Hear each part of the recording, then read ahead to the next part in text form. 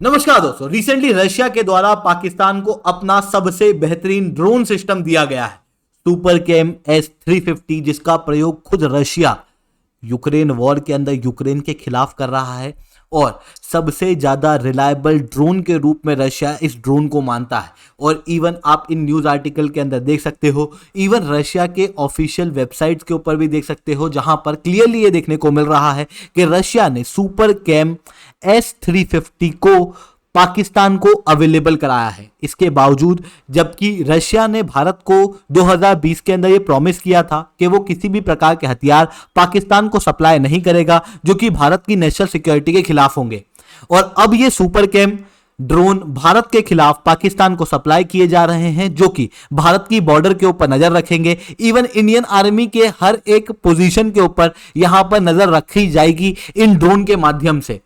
इन सारी चीजों के बावजूद रशिया ने ये ड्रोन पाकिस्तान को दिए, जबकि दूसरी तरफ जब रशिया के साथ में नाटो का युद्ध चल रहा है यूक्रेन के ऊपर, बार बार भारत से गोला बारूद मांगे जा रहे हैं, भारत उनको गोला बारूद नहीं सप्लाई कर रहा है, जबकि हमारे नेशनल इंटरेस्ट में भी हमारी तो कमाई हो जाएगी, उसके बावजूद भी भारत ने वहां पर गोला बारूद नहीं सप्लाई किए।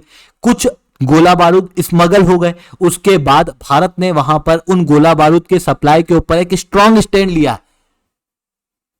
भारत ने रशिया की नेशनल सिक्योरिटी को ध्यान में रखते हुए इस तरीके के एक्शन लिए, भारत रशिया के रिलेशन को ध्यान में रखते हुए ये एक्शन लिए, पर रशिया ने यहां पर सुपर कैम S350 को पाकिस्तान को दे दिया है।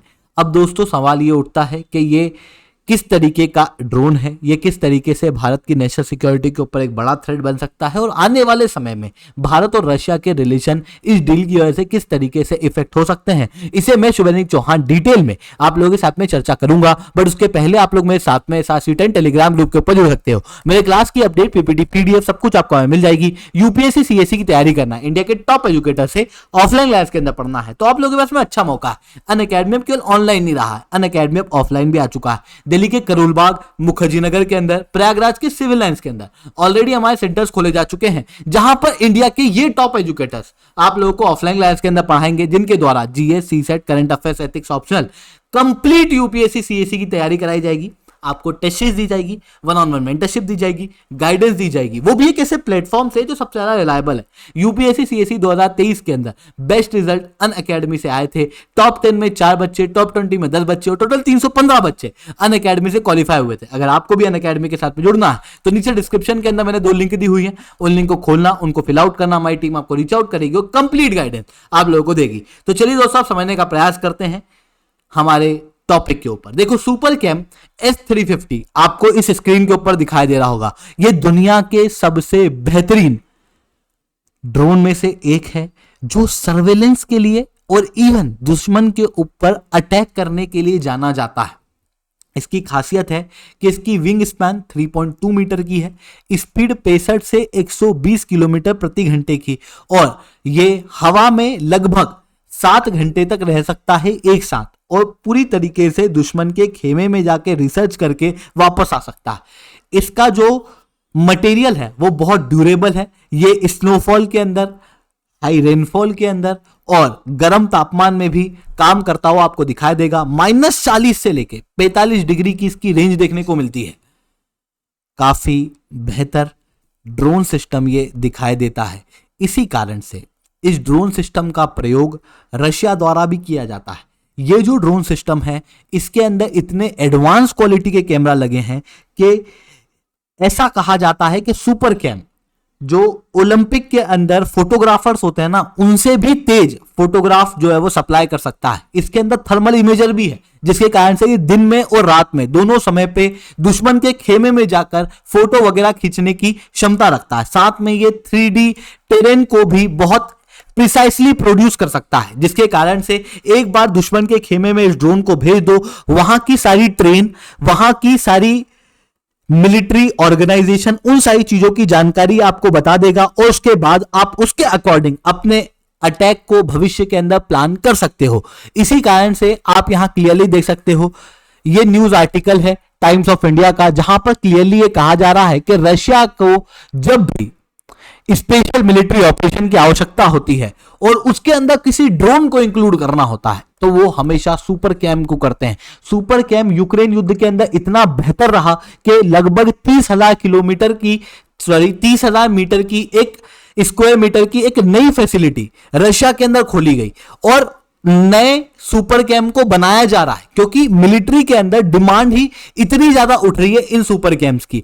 इतने हाई क्वालिटी के ये ड्रोन है कि रशिया चाहे जिसको इसको सप्लाई भी नहीं करता, रशिया इन ड्रोन को सप्लाई करता है अपने सबसे करीबी दोस्तों को। जैसे रशिया ने बेलारूस को सुपर कैम S-150, 350 नहीं 150, जो कि 350 से थोड़ा सा पुराना वर्जन है, ये सप्लाई किया हुआ है। बेलारूस इस सुपर कैम का प्रयोग करता है।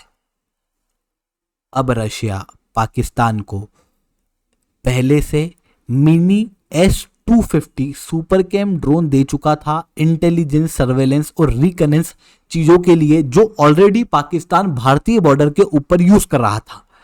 उसके बावजूद भी अभी रशिया के द्वारा S-350 को पाकिस्तान को सप्लाई किया गया, जबकि आप क्लियरली देख सकते हो कि 2020 में रशिया ने भारत को यह प्रॉमिस किया था कि वो पाकिस्तान को हथियार सप्लाई नहीं करेंगे।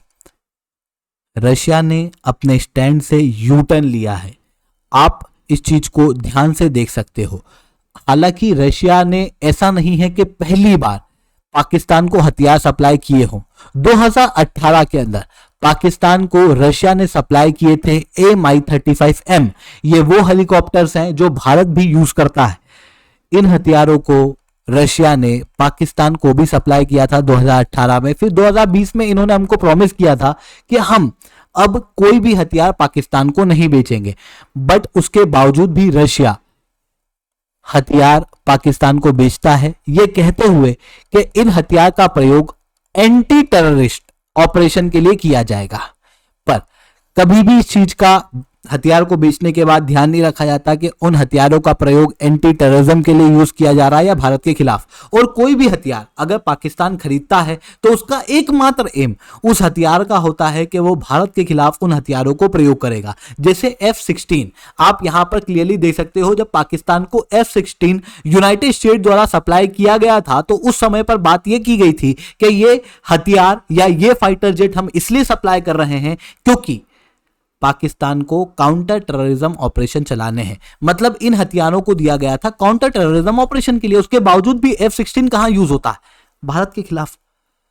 अब रशिया के ये जो ड्रोन है वो भी ऑब्वियसली भारत के खिलाफ यूज होंगे। बस जो भारत और रशिया के बीच में डील वगैरह है उनके लूपहोल के रूप में रशिया ये कहता है कि हम जो हथियार सप्लाई कर रहे हैं वो केवल टेररिज्म को नष्ट करने के लिए कर रहे हैं, जो कि रशिया के यू टर्न को साफ साफ दर्शाता है। जहां एक तरफ जब रशिया यूक्रेन वॉर चल रहा था उस समय पर भारत ने रशिया का पूरी तरीके से साथ दिया, चाहे वो उनकी मार्केट की सिक्योरिटी की बात हो, चाहे वो यूनाइटेड नेशन सिक्योरिटी काउंसिल के अंदर वोट करने की बात हो या फिर कोई और बात हो, हर समय पर भारत ने रशिया का साथ दिया था।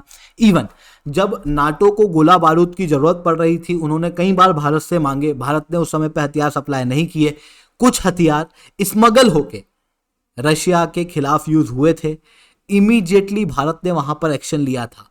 भारत ने इमीडिएटली कहा था कि हम इस तरीके की स्मगलिंग की कड़ी निंदा करते हैं और स्ट्रांग लेवल से अब हम हमारे हथियारों की देखरेख करेंगे ताकि कोई भी हथियार स्मगल ना हो और रशिया के खिलाफ यूज ना हो। कई सारे भारतीय सोल्जर्स आपको रशियन आर्मी के अंदर रशिया की तरफ से लड़ते हुए दिखेंगे। उन सारी चीजों के बावजूद भी रशिया ने अपने पर्सनल इंटरेस्ट को शो करते हुए यहां पर पाकिस्तान को हथियार बेचे। इसका एक साफ कारण यह है कि भारत रशिया का सबसे बड़ा मार्केट है हथियार के मामले में। सबसे ज्यादा दुनिया के अंदर हथियार भारत ही खरीदता है और भारत सबसे ज्यादा हथियार कहीं से खरीदता है तो रशिया से। अब रशिया से 2019 तक लगभग 30 के आसपास देश जो हैं वो हथियार खरीदते थे। 2023 तक आते आते केवल 12 देश ही रशिया से हथियार खरीद रहे थे, यानी कि ओवरऑल रूप से रशिया के मार्केट कम हो गए। वहीं दूसरी तरफ भारत को भी दिक्कत ये आती है रशिया से कि 1991 के पहले हमारे 90% से ज्यादा हथियार रशिया से आए हुए थे। पर अब दिक्कत ये थी कि रशिया जो है वो अपने इंटरनल इशू के अंदर जूझ रहा था। जिसके कारण से भारत के हथियारों के अंदर स्पेयर पार्ट के इशू आ रहे थे, रशिया उनको ठीक नहीं करके दे पा रहा था। तो भारत को समझ में आया कि यार भाई हम केवल रशिया के ऊपर डिपेंड नहीं रह सकते, हमको दूसरी कंट्रियों के ऊपर भी डिपेंडेंसी रखनी पड़ेगी। तो हम हथियार लेते हैं यूएस से, फ्रांस से और दूसरी कंट्रियों से भी। उसका एकमात्र कारण है ताकि हम हमारे हथियार को डाइवर्सिफाई कर सकें, जिसके कारण से रशिया से जो हम हथियार लेते थे उनकी वैल्यू लगातार कम होती हुई दिखाई दे रही है। हालांकि अभी भी हम सबसे ज्यादा हथियार रशिया से ही ले रहे हैं और रशिया के लिए भी सबसे बड़ा मार्केट भारत ही है। अगर भारत ने रशिया से हथियार लेना कम कर दिए तो ऑब्वियसली रशिया का एक बड़ा मार्केट उसके हाथ से छूट जाएगा। इसका ऐसी कंडीशन के अंदर रशिया को बहुत ध्यान से यहां पर स्टेप लेने चाहिए, क्योंकि भारत और रशिया की रिलेशनशिप अब बहुत वल्नरेबल हो चुकी है, क्योंकि भारत और रशिया दोनों के इंटरेस्ट काफी अलग हैं। 2030 तक अगर हम देखेंगे तो इन दोनों देशों के रिलेशन उस तरीके के नहीं दिखेंगे जिस तरीके की अभी हम लोग उम्मीद कर रहे हैं। ऐसी कंडीशन में अगर इन दोनों देशों को अपने रिलेशन को संभाल के रखना है, एक दूसरे के सपोर्ट में लेके आना है, तो ऐसी कंडीशन में बहुत संभल के दोनों देशों को अपने एक्शन जो है वो निर्धारित करने होंगे। आई होप ये सारी बातें आपको समझ में आई होंगी। लेक्चर अच्छा लगा तो लाइक करना, लेक्चर बहुत अच्छा लगा तो नीचे 7 कमेंट करना। यूपीएससी सीएससी की तैयारी करना है, इंडिया के टॉप एजुकेटर से ऑफलाइन क्लास के अंदर पढ़ना है, तो आप लोगों के पास में अच्छा मौका है। अनअकैडमी केवल ऑनलाइन नहीं रहा, अनअकैडमी अब ऑफलाइन भी आ चुका है। दिल्ली के करोलबाग मुखर्जी के अंदर प्रयागराज के सिविल लाइन्स के अंदर हमारे सेंटर्स खोले जा चुके हैं। अगर आपको हमारा सेंटर देखना है तो इस वीडियो को एंड तक देखना है।